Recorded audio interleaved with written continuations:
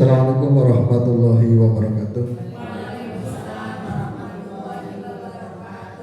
Yang terhormat Kepala SMP Negeri 3 Watumpul, yang saya hormati Ibu Bapak Guru SMP Negeri 3 Watumpul, marilah untuk mengawali kegiatan kita pada pagi hari ini untuk selalu senantiasa memanjatkan rasa syukur kita kehadirat Allah Subhanahu wa Ta'ala atas segala limpahan rahmat, nikmat dan karunia-Nya, sehingga pada kesempatan kali ini kita dapat dipertemukan dalam rangka diseminasi dari guru penggerak kita, yaitu Ibu Gustati. Selanjutnya sholawat serta salam marilah kita tetap sanjungkan kepada junjungan kita Nabi Muhammad SAW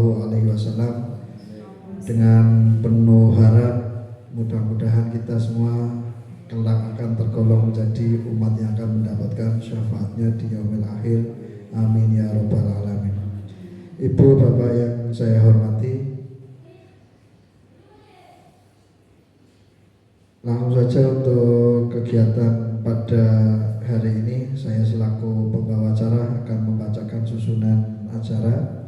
Yang pertama pembukaan, yang kedua menyanyikan lagu kebangsaan Indonesia Raya, yang ketiga sambutan dari kepala sekolah, yang keempat acara inti, yang kelima penutup atau doa. Marilah kita buka acara pada pagi hari dengan membaca bismillah bersama-sama. Terima kasih, mudah-mudahan acara pada hari ini dapat berjalan dengan lancar. Marilah kita lanjut kepada acara kedua, yaitu menyanyikan Indonesia Raya. Hadirin dimohon untuk berdiri.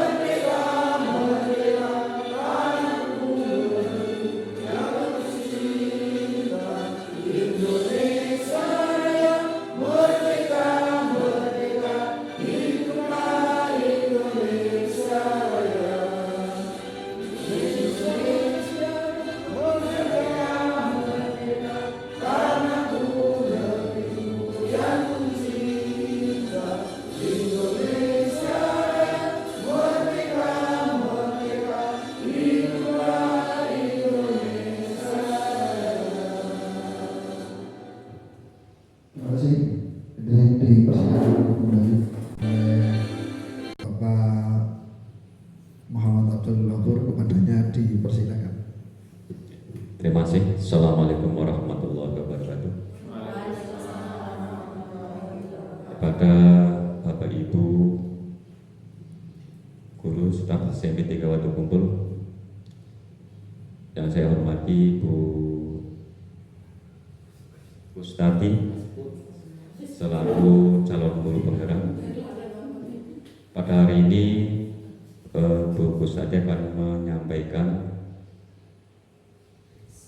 diseminasi aksi nyata modul 1-4 menyebarkan pemahaman dan penerapan pengalaman budaya positif di sekolah. Dalam hal ini nanti hal-hal yang berkaitan dengan modul yang akan disampaikan Bu Tati dapat memberikan inspirasi bagi kita sehingga kita tergerak dalam hal guru penggerak, sehingga Bapak Ibu yang tadinya belum tertarik menjadi tertarik, sehingga ada penambahan, ada pemahaman tentang calon guru penggerak.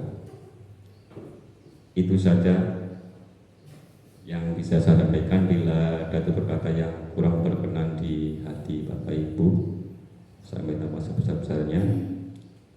Saya akhiri. Assalamualaikum warahmatullahi wabarakatuh. Terima kasih atas sambutan dari beliau Bapak Muhammad Abdul Ghafur. Untuk acara berikutnya yaitu pemaparan materi terkait dengan modul menyebarkan pemahaman dan penerapan pengalaman budaya positif di sekolah, yang dalam hal ini akan disampaikan oleh beliau Ibu Kustati. Kepadanya dipersilakan.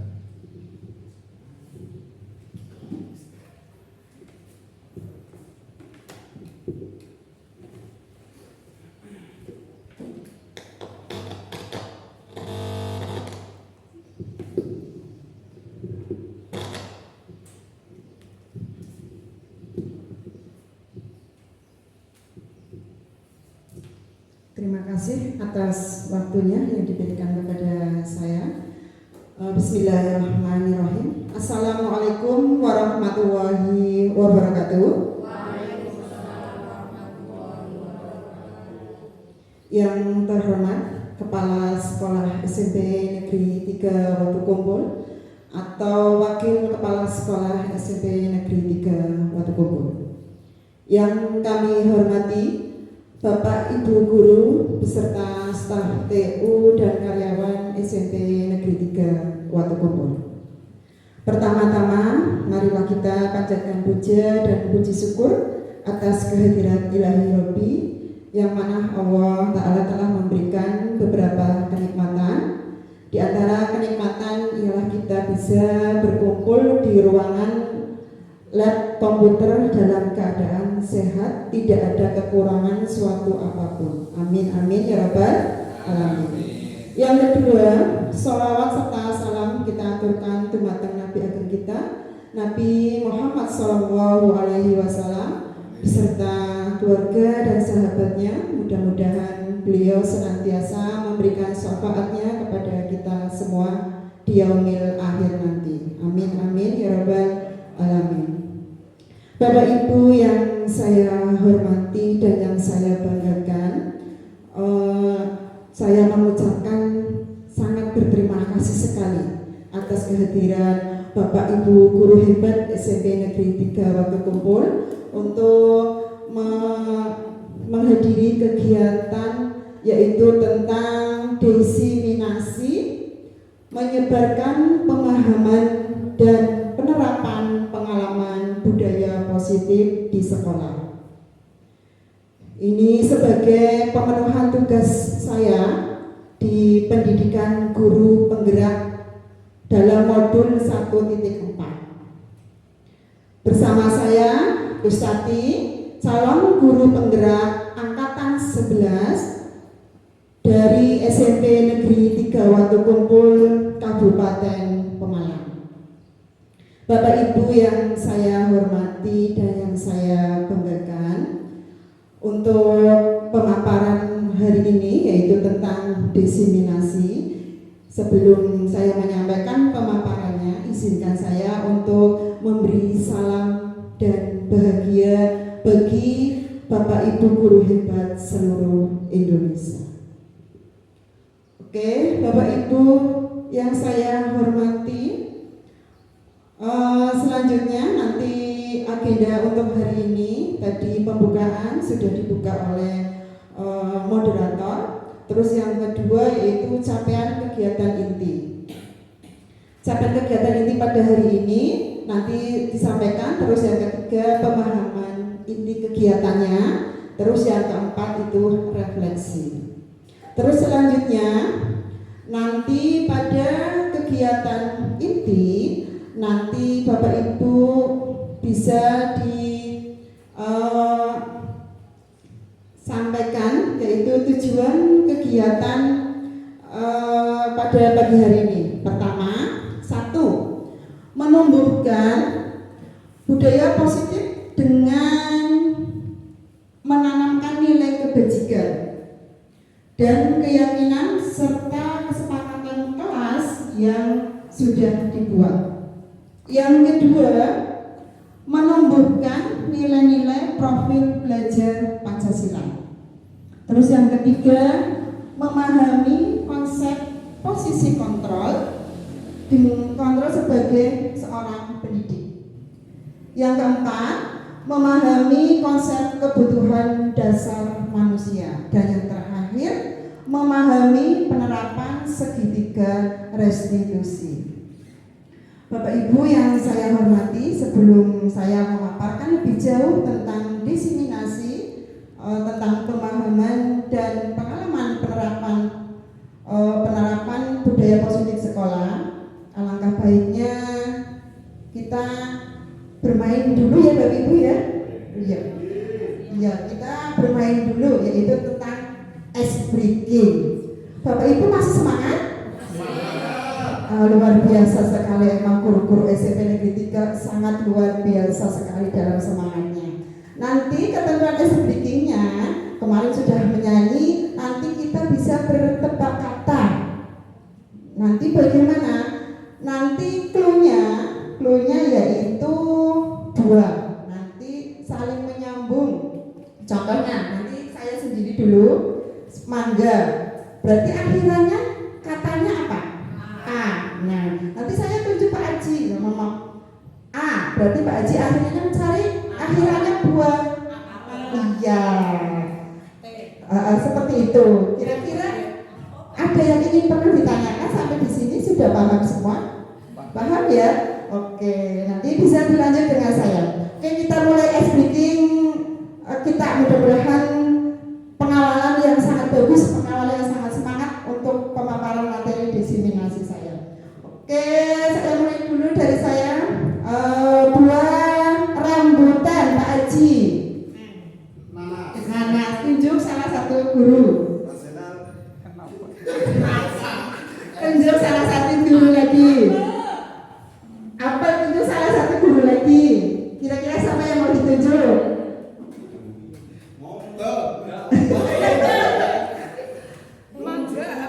Apa berarti L ya?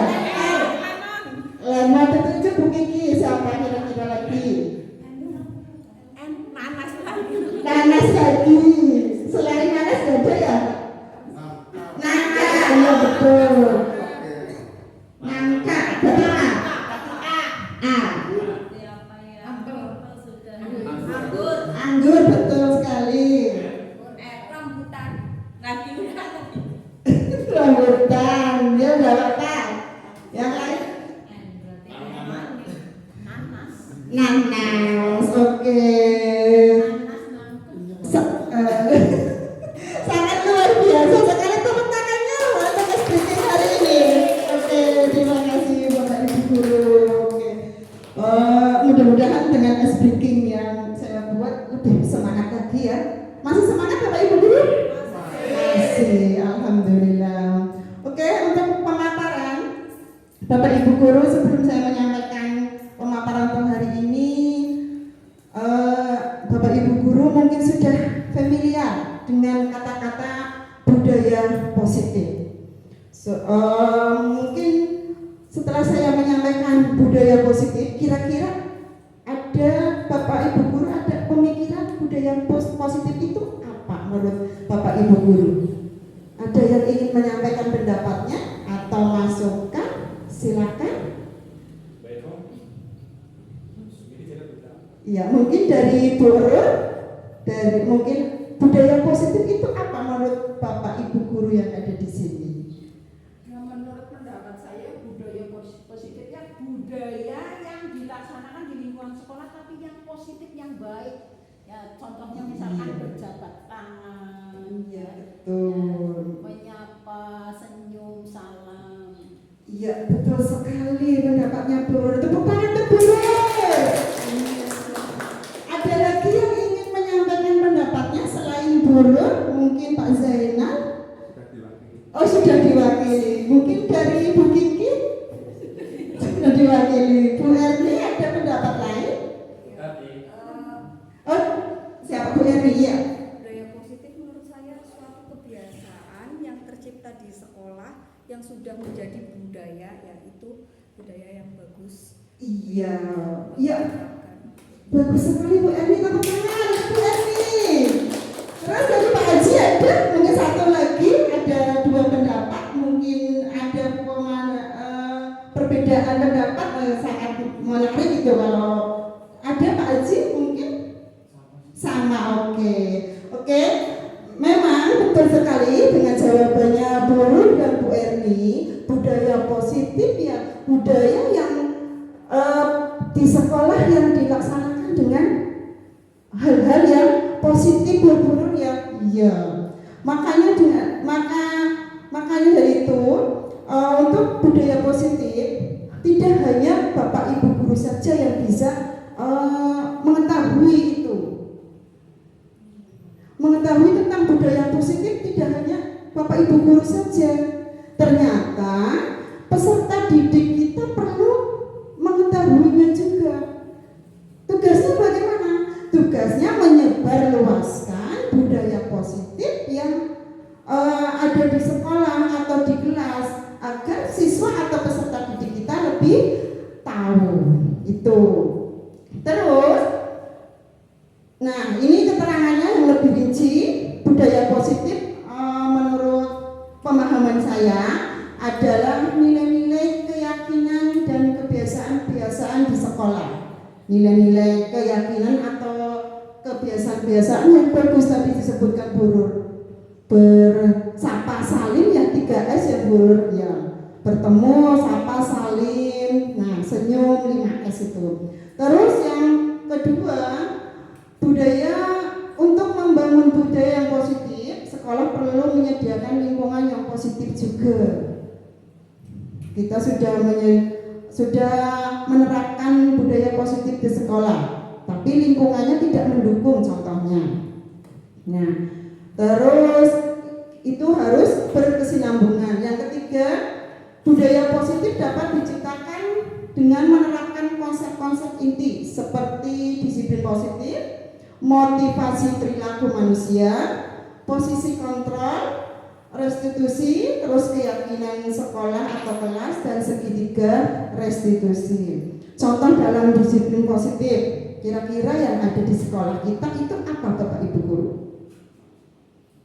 Disiplin positif biasanya kita mendengar tentang apa sih? Kalau kita ketahui, berarti tentang aturan ya Bapak Ibu. Iya, aturan yang ada di sekolah atau tata tertib, betul sekali. Nah, contohnya apa? Contohnya sekolah kan sudah membuat peraturan tentang sekolah siswa harus berangkat jam 7.15. Iya, sudah ada di sekolah atau di kelas, sudah masuk semua. Tapi apa yang terjadi di lapangan?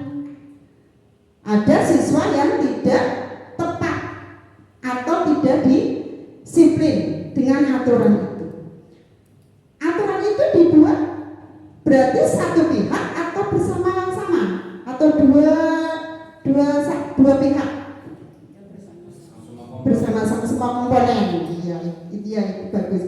Berarti apa yang terjadi kalau siswa kita melakukan pelanggaran disiplin positif itu, budaya positif? Sudah dibuat aturan, sudah kita membuat tata tertib, ternyata siswa masih ada yang melanggar.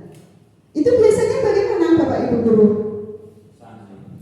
Iya, biasanya sanksi ya kalau guru ya. Iya, ada sanksinya, ada hukumannya. Iya. Next Pak Idin.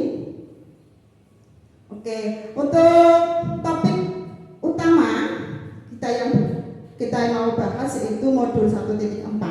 Itu ada 8 inti konsep yang ingin saya nanti sampaikan di sini. Pertama yaitu perubahan paradigma belajar. Tadi dengan adanya budaya positif, disiplin, anak-anak ternyata masih ada yang terlambat atau masih ada yang belum menaati aturan itu. Nah, nanti kita bahas bareng-bareng di sini. Pertama itu perubahan paradigma belajar. Yang kedua, disiplin positif. Terus nilai kebajikan universal. Terus kebutuhan dasar manusia. Terus yang selanjutnya motivasi perilaku manusia. 5 posisi kontrol, terus keyakinan kelas dan segitiga restitusi. Pertama yang ingin saya bahas yaitu tadi perubahan paradigma ya. Iya, perbaikan paradigma. Bapak Ibu guru masih semangat? Masih. Apa alangkah baiknya ice breaking terlebih dahulu lagi? Sudah cukup, oke. Masih semangat ya? Oke. Kita bahas untuk yang pertama yaitu perubahan paradigma baru atau pembelajaran baru. Di sini artinya sebelum saya menyampaikan arti dari paradigma baru itu apa sih? Saya ingin bertanya lagi kepada Bapak Ibu guru, yaitu Bapak Ibu guru pernah mendengar atau menerapkan atau pernah dipelajari di sekolah kita atau di kelas kita, yaitu tentang pembelajaran yang berpusat pada guru. Pernah ya Bapak Ibu guru ya? Pernah. Terus ada lagi pembelajaran yang berpusat pada murid atau siswa. Nah, ada 2 opsi itu. Kira-kira dari 2 opsi itu Bapak Ibu sudah menerapkan yang mana? Semuanya? Dua-duanya? Oke. Oke, terima kasih Bapak Ibu atas jawabannya. Untuk ya sesuai pengalaman saya. Oke, untuk pembelajaran yang berpusat pada guru itu menurut pemahaman saya itu pembelajaran yang sudah lama atau sudah lampau. Ya, lah sekarang idealnya bagaimana? Idealnya yang opsi nomor 2, yaitu apa? Pembelajaran yang berpusat pada murid atau siswa. Iya, itu betul sekali. Terus bagaimana kita kalau di SMP kita, di SMP Negeri 3 Watukumpul sudah sangat baik, sudah idealnya melakukan pembelajaran yang berpusat pada murid, itu sangat luar biasa sekali. Karena di era kurikulum merdeka semua harus mengacu kepada itu, seperti Bapak Ki Hajar Dewantara yang di cita-citanya pendidikan yang berpusat pada murid, guru hanya sebagai fasilitator saja. Itu. Terus pembelajaran dengan paradigma baru tadi sudah saya jelaskan dan ini penguatannya saja. Pembelajaran dengan paradigma baru merupakan pembelajaran yang dirancang berdasarkan prinsip pembelajaran diferensiasi sehingga para peserta didik belajar sesuai dengan kebutuhan berdasarkan tahap perkembangan sesuai teori psikologi modern untuk mewujudkan profil pelajar Pancasila. Yang dimaksud di sini pembelajaran berdiferensiasi itu menurut Bapak Ibu apa? Ada yang ingin menyampaikan pendapat? Kenapa sih kita perlu melakukan pembelajaran berdiferensiasi? Penting apa tidak menurut Bapak Ibu? Penting sekali. Penting karena dengan kita melakukan pembelajaran berdiferensiasi, kita mengetahui kebutuhan siswa sebenarnya apa. Nah, itu berarti sudah pembelajaran yang berpusat pada murid. Kalau kita pembelajaran yang metodenya lama, memakai yang lama atau lampau, contohnya hanya berceramah saja, atau hanya dengan mengandalkan yang ada di buku paket contohnya, itu hanya contoh, dan saya hanya menyampaikan pemahaman tentang berdiferensiasi itu. Terus bagaimana melakukan berdiferensiasi itu? Kita harus melakukan diagnostik dulu, iya betul enggak? Nah, tes diagnostik dulu. Apa yang kira-kira perlu dibutuhkan di peserta didik kita? Itu pemahaman saya. Dan berdiferensiasi ini metode yang paling tepat untuk pembelajaran yang ada di kelas, karena kita mengetahui beragam-beragam kebutuhan peserta didik. Oke, terus ya di situ kira-kira pembelajaran diferensiasi itu mempunyai 6 dimensi yang seperti apa yang dikatakan Bapak Ki Hajar Dewantara, yaitu ada beriman, bertakwa kepada Tuhan yang Maha Esa, dan berakhlak mulia. Kira-kira impian Bapak Ibu guru, kita memimpikan murid yang mempunyai akhlak yang mulia. Iya betul Bapak Ibu guru? Berbudi pekerti luhur. Nah, karena dengan kita berpihak kepada murid, kita bisa menumbuhkan karakter masing-masing siswa di dalam 6 dimensi itu. Terus yang kedua yaitu berkebinekaan global.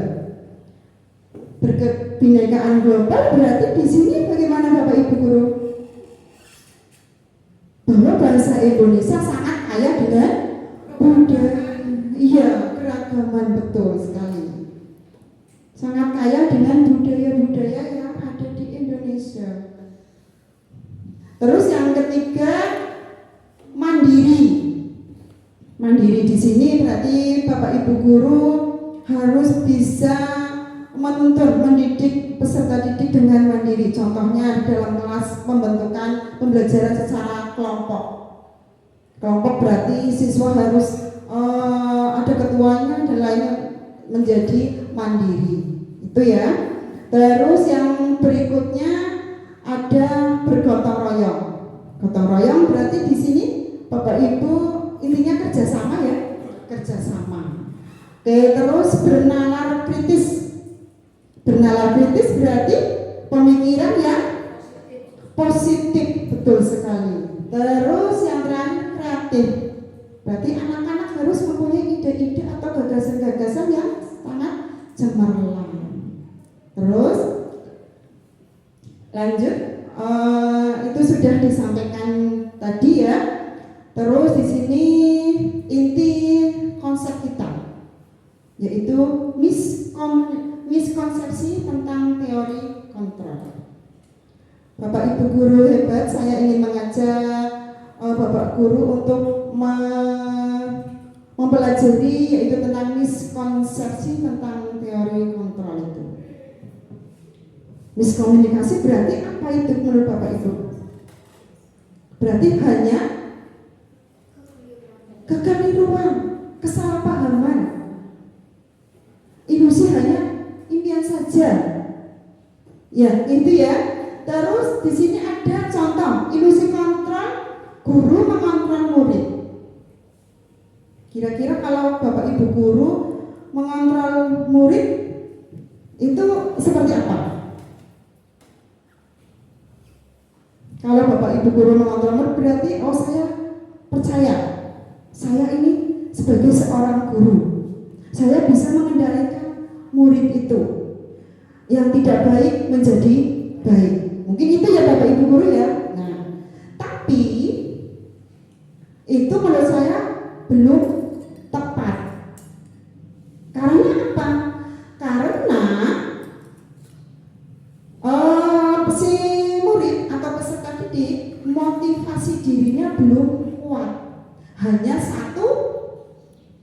satu pihak saja yang ditentukan oleh guru. Tidak ada kerjasama dulu atau buat kesepakatan dulu. Nanti ke depannya bagaimana? Memang murid itu akan menurut dengan kita. Karena kita sebagai guru harus mengontrol murid dengan kelakuan yang tidak baik menjadi baik. Tapi menurut saya kurang tepat. Kurang tepatnya bagaimana? Karena motivasi diri pada peserta didik belum kuat.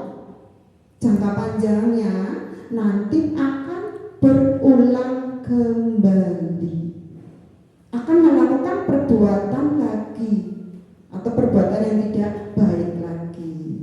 Oke, yang kedua yaitu ilusi bahwa semua penguatan positif, efektif dan bermanfaat. Contohnya ini apa Bapak Ibu biasa yang Ibu Bapak terapkan? Ilusi bahwa semua penguatan positif. Menurut pemahaman saya, penguatan yang Bapak Ibu berikan untuk peserta didik memang sangat bagus sekali. Mana sih guru yang tidak menginginkan anak atau peserta didiknya menjadi karakter yang lebih unggul, yang lebih bagus dari segala bidang. Gini ya Bu Yurul ya. Nah, bagus.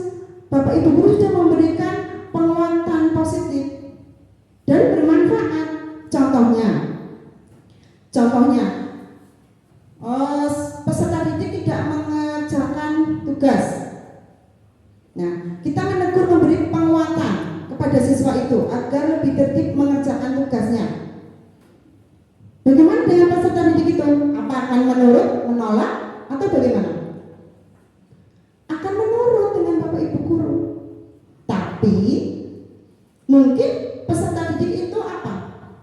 Merasa takut, merasa nanti ada hukuman, merasa nanti ada sanksi.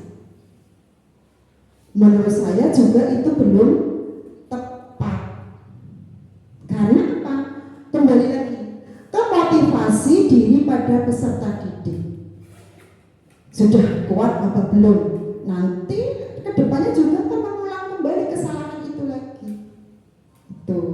Terus yang ketiga, ilusi bahwa kritik dan membuat rasa bersalah mampu menguatkan karakter.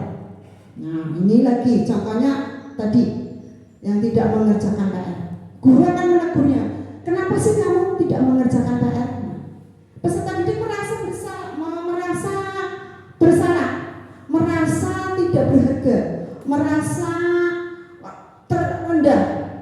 Karena apa? Guru memberikannya dengan nada keras. Kenapa kamu tidak mengerjakan PR? Contoh. Tapi tidak memberikan kesempatan alasannya apa kepada peserta didik. Langsung hukum saja, maju di depan, jaga kuping kanan, kaki ke atas, biasa seperti itu. Oke, itu ya. Tapi menurut saya itu juga belum tepat. Itu. Karena ya nanti ada menyelesaikan masalahnya dengan apa? Nanti ada, yaitu dengan segitiga restitusi yang dengan 1-2 pihak kita saling membuat kesepakatan. Itu. Yang keempat, ilusi bahwa orang dewasa berhak memaksa.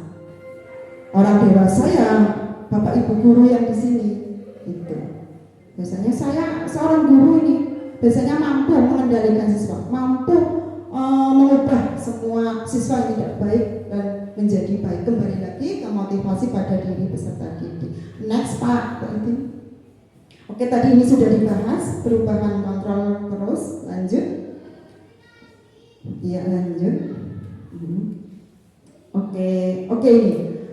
Terus di sini perlu Bapak Ibu ketahui, ternyata dari rangkaian yang saya tadi sampaikan itu mengubah paradigma stimulus respon ke pendekatan teori kontrol. Stimulus respon itu hanya tadi ilusi saja, tapi tapi yang kenyataannya di dunia itu beda. Yang pertama, realitas atau kebutuhan kita sama, kenyataan di dunia tidak sama atau berbeda-beda.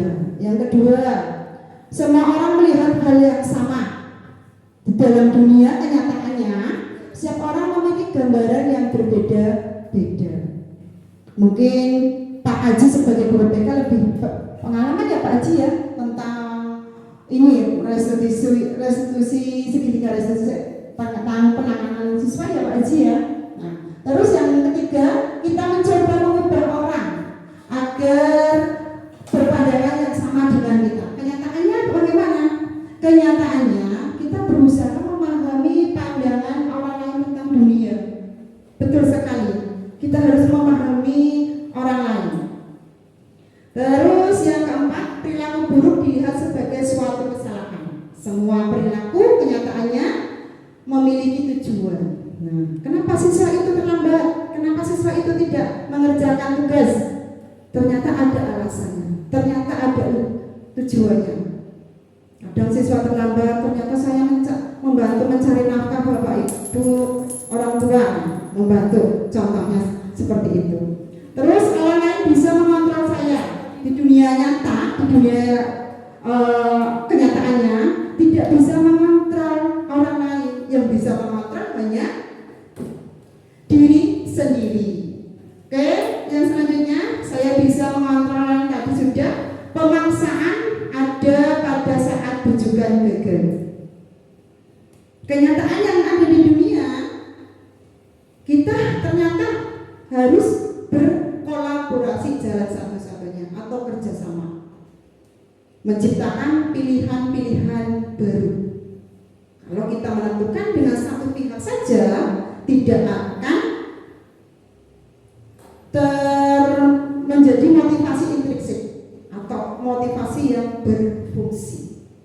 Terus yang terakhir, model berpikir menang dan kalah. Di kenyataannya, model berpikir menang-menangan. Nah, ini biasanya contohnya yang peserta didik yang sudah unggul ya unggul terus.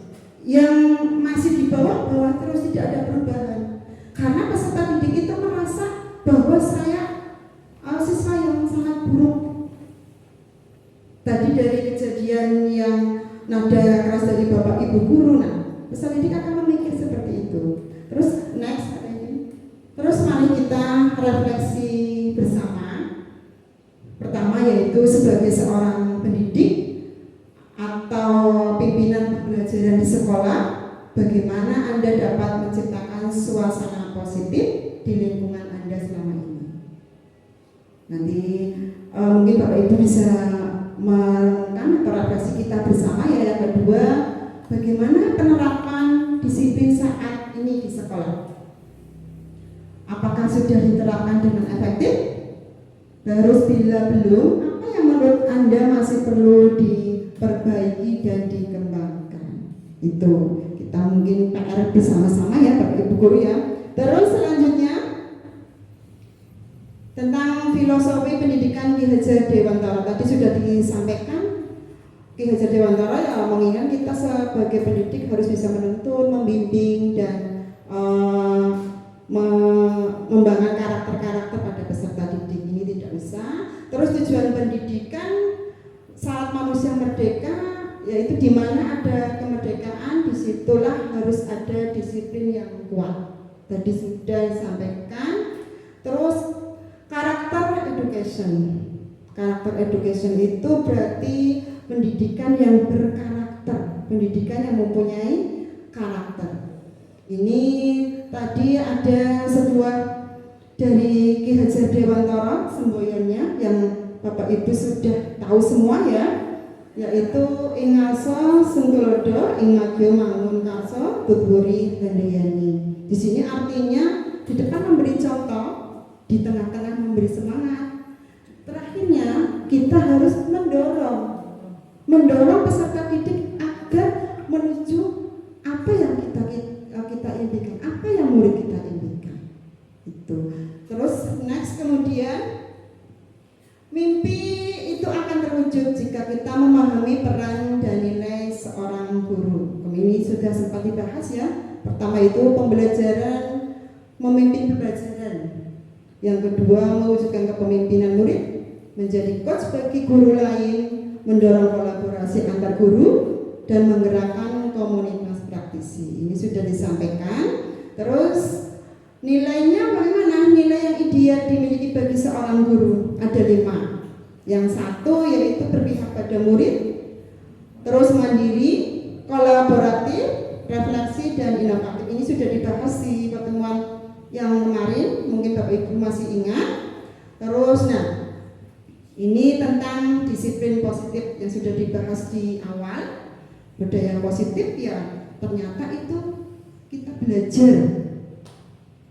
Kita ternyata perlu belajar.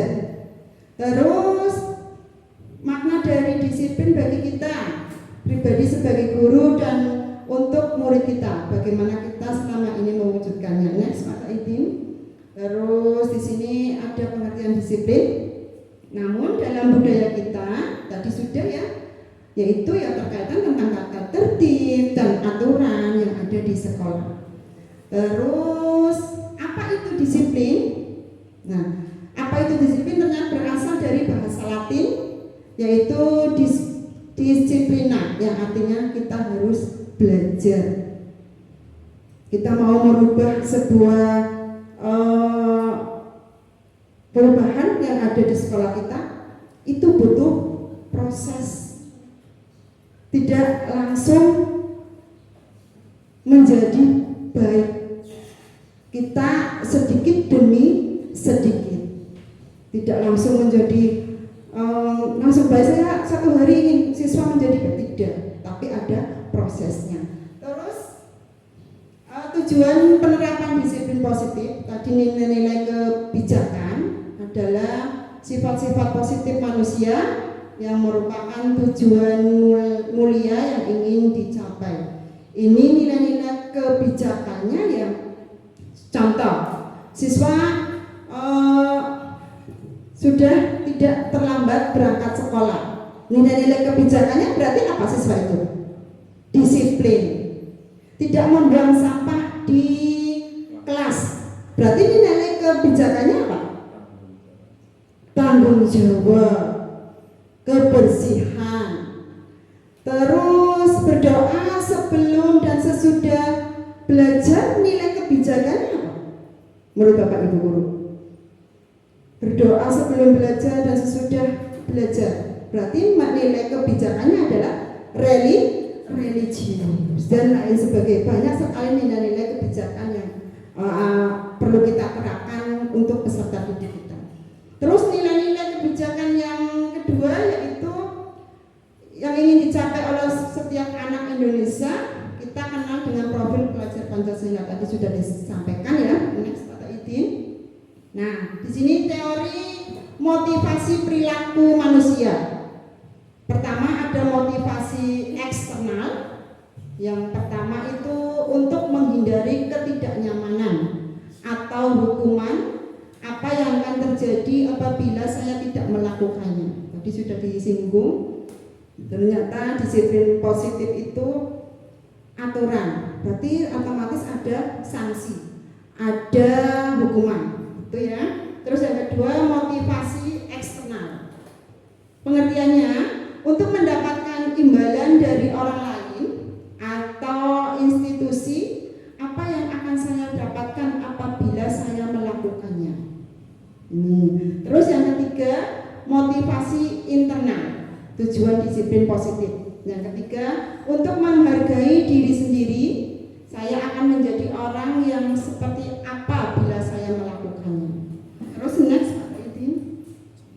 Nah, ini sama disiplin positif. Teori motivasinya ada motivasi ekstrinsik, terus motivasi intrinsik. Teori motivasi ekstrinsik itu untuk menghindari hukuman. Yang kedua untuk mendapatkan imbalan. Terus yang ke nilai-nilai motivasi intrinsiknya ada untuk menghargai diri sendiri. Terus nilai-nilai kebajikan universal tadi sudah nilai-nilainya bahasa mandiri, gotong royong dan sebagainya. Terus setelah nilai-nilai kita buat, ada keyakinan kelas yang sudah dicapai. Tuh. Terus selanjutnya itu ada 5 posisi kontrol bagi Bapak Ibu guru. Ternyata kita harus mempunyai 5 posisi kontrol itu. Pertama, 1, sebagai penghukum. Tadi sudah dicontohkan ya, kalau tidak mengerjakan tugasnya berdiri di depan. Contoh.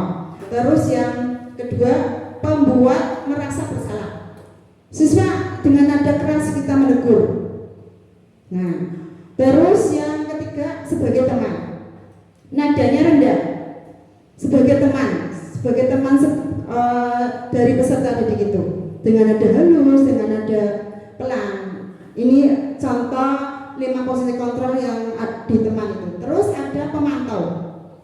Pemantau biasanya kita memantau kejadian yang ada, contohnya di kelas 7C kemarin ada pertengkaran atau perundungan. Nah, ini ternyata kita memantaunya dengan cara apa? Kita mendapat laporan dari salah satu siswa dan kita menanyakan dengan apa yang terjadi. Biasanya seperti itu. Oke, terus lanjut manajer. Manajer berarti menyelesaikan semua masalah yang ada di terjadi perundungan itu. Kita sebagai manajer. Itu. Terus segitiga restitusi ini, penyelesaiannya bagaimana? Kita dengan menggunakan segitiga restitusi. Pertama, menstabilkan identitas. Terus yang kedua, validasi kebutuhan. Dan yang ketiga, menanyakan keyakinannya. Itu baru yang setelah kita melakukan 5 posisi kontrol, terus tindakannya bagaimana? Itu ada segitiga restitusinya. Kita menggunakan itu. Terus 5 kebutuhan dasar manusia. 5 kebutuhan dasar manusia, pertama itu bertahan hidup. Ternyata peserta didik kadang untuk bertahan hidup kita tidak tahu, kadang berangkat sekolah anak langsung wajahnya loyo. Ada yang seperti itu? Ada yang wajahnya tidak semangat, ada yang langsung tidur di meja. Nah, ini sebagai seorang guru atau pendidik, kita harus menanyakan itu, apa yang terjadi. Ternyata mempunyai masalah yang ada di rumah contohnya. Nah, siswa berusaha bertahan hidup untuk berangkat sekolah, ternyata ada masalah yang ada di rumah. Itu. Terus yang kedua, penguasaan. Terus yang ketiga, kasih sayang dan rasa diterima. Terus kesenangan dan kebebasan. Terus lanjut next Pak Taidi. Terus pertanyaan pemantik, setuju atau tidak Bapak Ibu guru di sini? Hukuman dapat mendisiplinkan anak. Kira-kira setuju atau tidak? Setuju tapi sementara sifatnya. Oke, hukuman dapat mendisiplinkan anak. Iya betul. Kalau sudah dihukum mungkin 1 hari bagus, hari kemudian akan berubah. Itu ya Bu Erni menurut iya. Karena tadi motivasi dirinya belum kuat pada peserta didik. Terus yang kedua, pemberian hukuman dengan hal positif seperti membaca atau membersihkan halaman sekolah dapat meningkatkan disiplin anak. Setuju atau tidak? Menurut Bapak Ibu guru? Setuju? Membaca. Memberi hukuman dengan hal positif seperti membaca atau membersihkan halaman sekolah dapat meningkatkan disiplin anak. Kalau saya setuju. Setuju. Kaitannya dengan yang namanya anak itu tadi apa yang disampaikan tadi belum ada motivasi. Iya, betul Pak. Kedua kali ketiga ini kemungkinan bisa merubah motivasi anak tersebut untuk menjadi yang lebih baik. Dalam artian hukuman itu sifatnya positif. Itu saja Bu Hati yang bisa saya sampaikan. Terima kasih. Terima kasih Pak Gofur. Betul sekali Pak Gofur. Apa tadi yang masukannya ke pendapatnya, hukuman yang positif ya sudah tepat ya Pak Gofur ya. Intinya nanti mungkin dampak kedepannya nanti bisa mengulang kembali karena motivasi diri pada peserta didik belum kuat. Terus yang ketiga, iya masih labil, betul sekali. Terus yang ketiga, memberi penghargaan dapat meningkatkan motivasi belajar anak. Kira-kira setuju apa tidak? Penghargaan ternyata dapat meningkatkan motivasi belajar anak. Setuju. Iya. Terus, oke, next yang berikutnya, apa yang harus kita lakukan dalam penerapan disiplin positif? Pertama, hukuman, konsekuensi, penghargaan, terus restitusi. Next Pak Edin. Hukuman bersifat tidak terencana atau tiba-tiba. Betul sekali. Yang di lapangan, yang ada di sekolah, kita menerapkan hukuman yang tiba-tiba. Nah, contoh tadi sederhana sekali yang ada di kelas atau pas ada pembelajaran. Anak tadi terlambat masuk kelas, masuk sekolah. Hukumannya tiba-tiba pada saat itu. Terus hukuman sudah paham ya sampai di sini ya. Terus konsekuensi, hukuman hanya berlaku berarti hanya satu pihak. Berarti hanya guru saja menghukum siswa itu. Iya enggak, betul kan? Nah, kalau konsekuensi sudah terencana atau sudah disepakati dan dibahas dan disetujui oleh murid dan guru. Contohnya kita sudah membuat kesepakatan antara guru dan murid. Berarti tidak dilakukan oleh satu pihak saja. Oke, next Pak ini. Oke, perbedaan hukuman dan konsekuensi. Oke, pertama hukuman. Sesuatu yang menyakitkan harus terjadi. Konsekuensinya bagaimana? Sesuatu harus terjadi. Terus membuat anak sakit fisik maupun hati untuk jangka waktu lama. Konsekuensinya bagaimana? Membuat anak merasa tidak nyaman dalam jangka waktu pendek. Terus hukuman yang berikutnya, anak membenci kedisiplinan, anak menghargai disiplin. Terus hukuman paksaan, stimulus atau tanggapan. Terus mendorong anak menyakiti diri sendiri, mendorong anak agar mudah menyesuaikan diri. Terus selanjutnya konsep diri yang buruk, hukumannya, konsekuensinya bagaimana? Konsep diri yang baik. Terus anak belajar untuk menyembunyikan kesalahan, anak belajar untuk mematuhi peraturan. Terus marah, rasa bersalah, dipermalukan, merasa tak dihargai, itu biasanya hukuman yang sering terjadi. Terus konsekuensinya bagaimana setelah kita membuat kesepakatan itu? Kehilangan hak, terus dibuat tidak nyaman, atau diasingkan untuk sementara. Oke, lanjut Pak ini. Nah, ini kita membahas tentang penghargaan. Tadi Bapak Ibu setuju ya?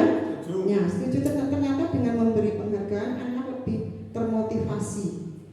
Nah, ini ternyata bahwa penghargaan berlaku sama dengan hukuman Bapak Ibu ternyata.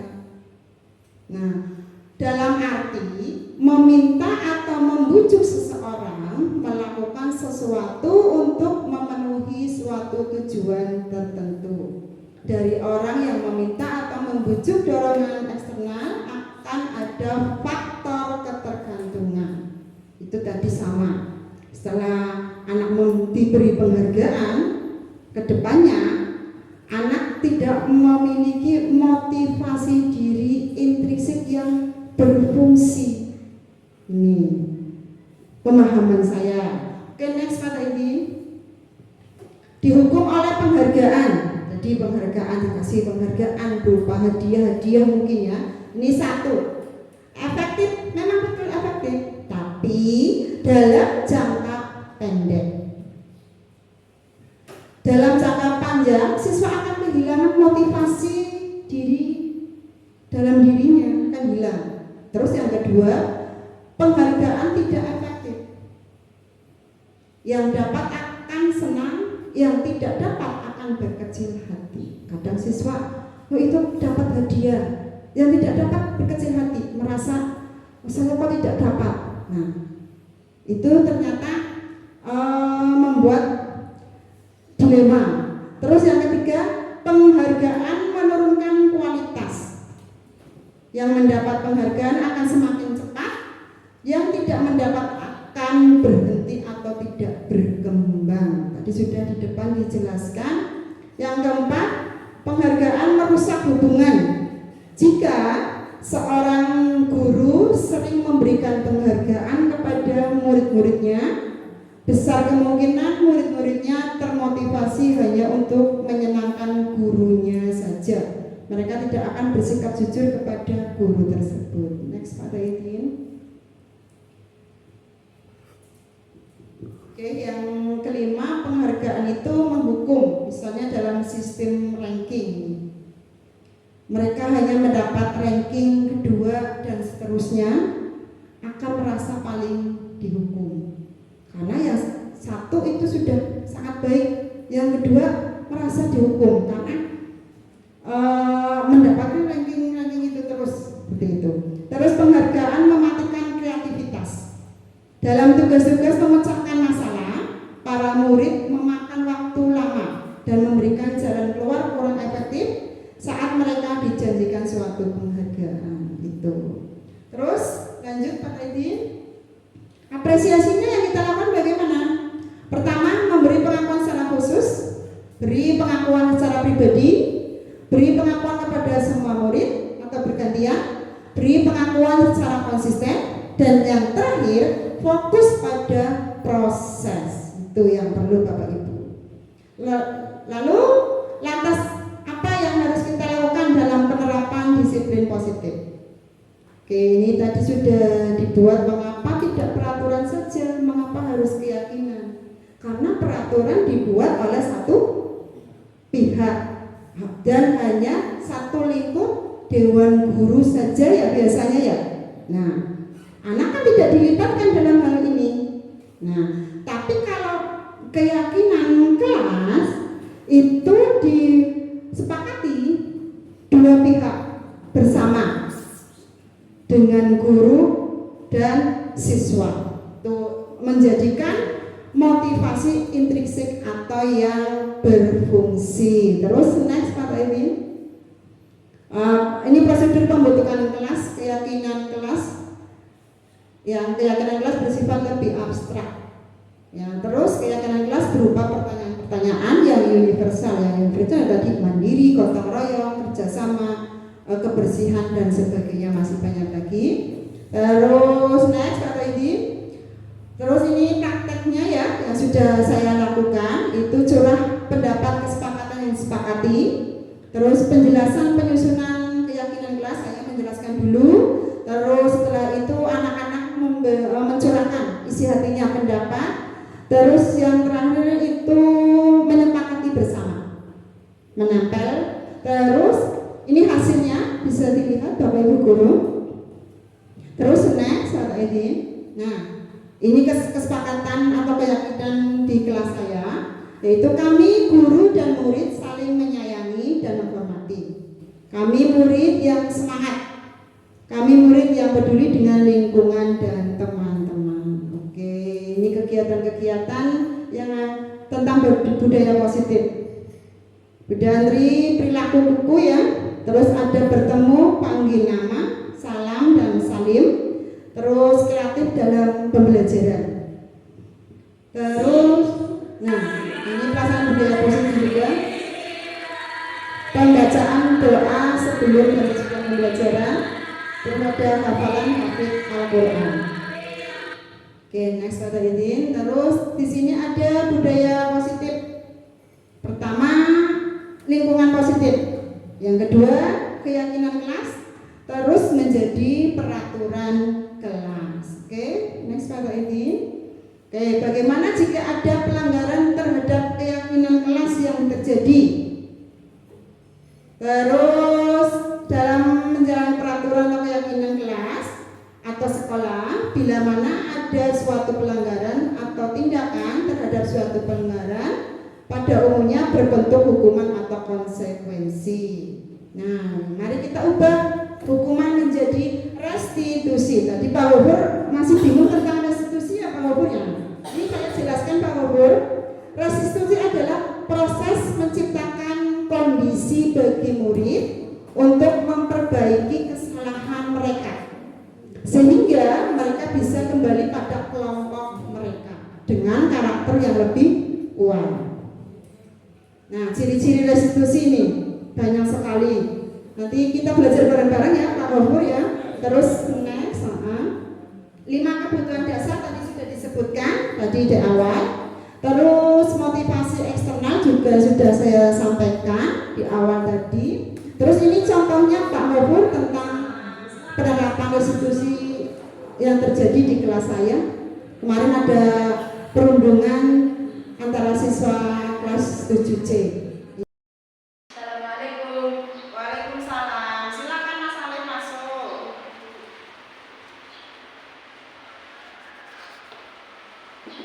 Bagaimana keadaannya Mas Alif hari ini? Baik.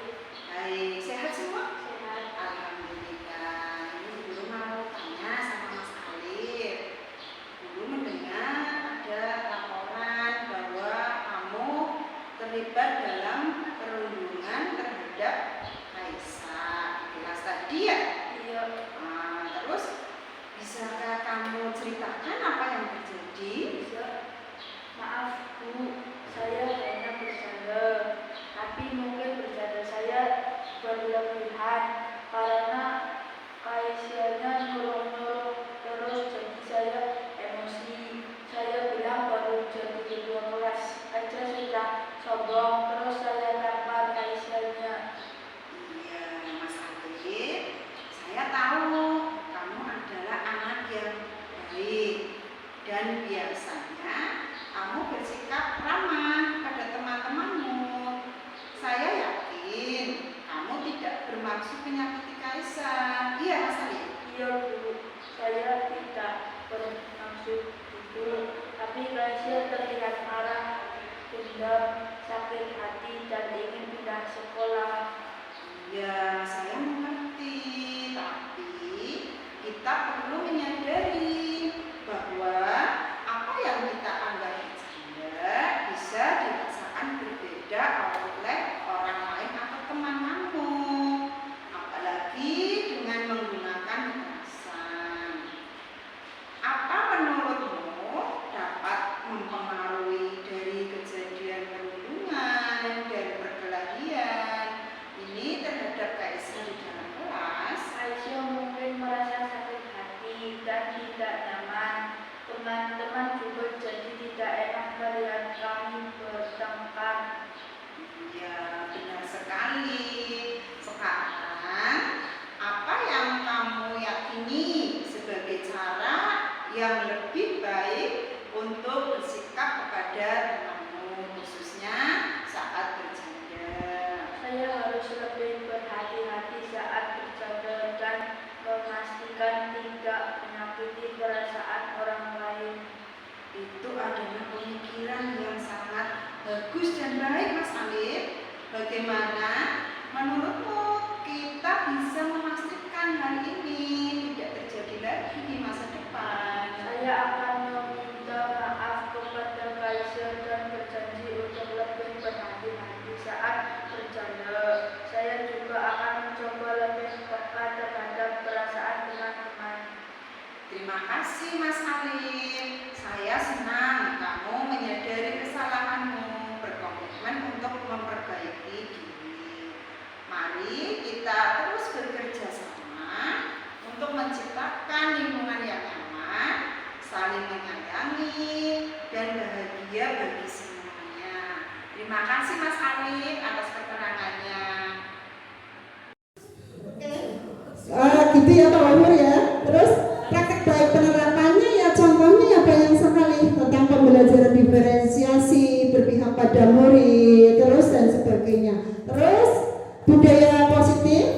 Budaya positif diyakini mampu menciptakan kolaborasi antar warga sekolah, juga orang tua murid, dan jika terlaksana dengan baik akan memunculkan serta mengembangkan nilai-nilai positif yang dimiliki murid.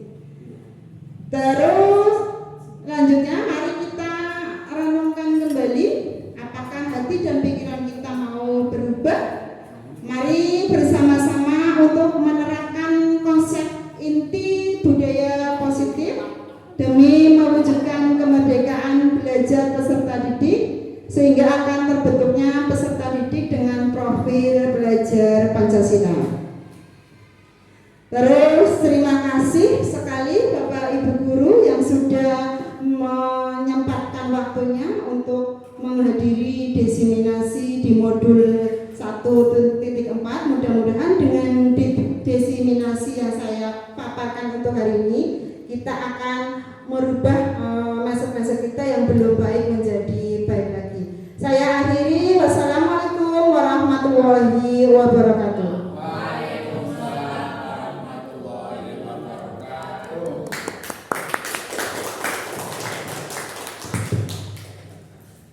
Ibu Bapak yang saya hormati, terima kasih tadi atas paparannya terkait dengan perilaku budaya positif. Yang jelas tadi sudah disampaikan dan dijelaskan dengan begitu gamblangnya, begitu mudahnya, dan mudah-mudahan apa yang sudah disampaikan tentunya tidak hanya bagi calon guru penggerak saja, dan itu penting juga untuk kita semua. Jadi yang namanya budaya positif tadi itu sangat penting sesuai dengan makna dari merdeka belajar. Jadi sekali lagi yang disampaikan tadi jangan hanya dijadikan sebagai bahan yang hanya kita dengarkan saja. Tujuan utamanya adalah kita dapat menerapkannya, sehingga apa yang kita ajarkan, apa yang kita sampaikan kepada anak-anak didik kita tentunya akan bermanfaat. Itu saja untuk acara pada hari ini, dan dari apa yang sudah disampaikan, mari kita tutup acara pada hari ini dengan membaca Alhamdulillah bersama-sama. Terima kasih. Mohon maaf apabila